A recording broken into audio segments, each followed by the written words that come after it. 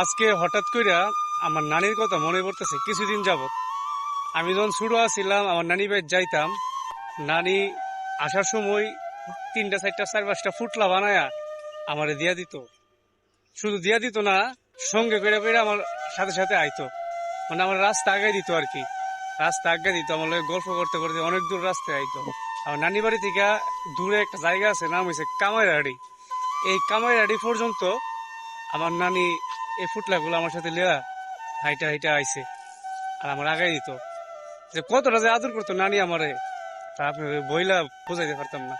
আজকে সেই নানি আমাদেরকে চাইরা চলে গেছে না ফেরার দেশে। ইচ্ছা করলো নানির দেখতে পারি না, অনেক মায়া লাগে, কষ্ট লাগে নানির কথা মন হয়। আমার যখন নানির কথা মনও আমার চোখ দিয়ে পানি আসে পড়ে। আমার নানি কতটা আদর করতো আসলে। আমি আবেগে আপ্লুত হয়ে গেছি, আমার সেই নানির কথা মনে পড়ে আমার খুব খারাপ লাগতেছে। আমার নানির জন্য সবাই দোয়া করবেন, আল্লাহ যেন আমার নানিরে বেহেশত নসিব করে। এই ছোটবেলার স্মৃতিগুলো মাঝে মধ্যে যখন রাত্রেবেলা শুয়ে থাকি একা একা, তখন মনে পড়ে এই নানি কত আদর করতো, কত মহাব্বত করতো, কত আদর করতো। আজকে সেই নানি আমাদেরকে ছাইরা চলে গেছে।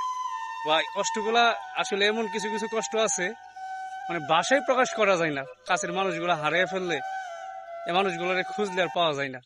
আল্লাহ তাদেরকে বেহেশত নসিব করুক, আমার নানির বেহেশত নসিব করুক। অনেক আদর করতো আমার নানি আমার।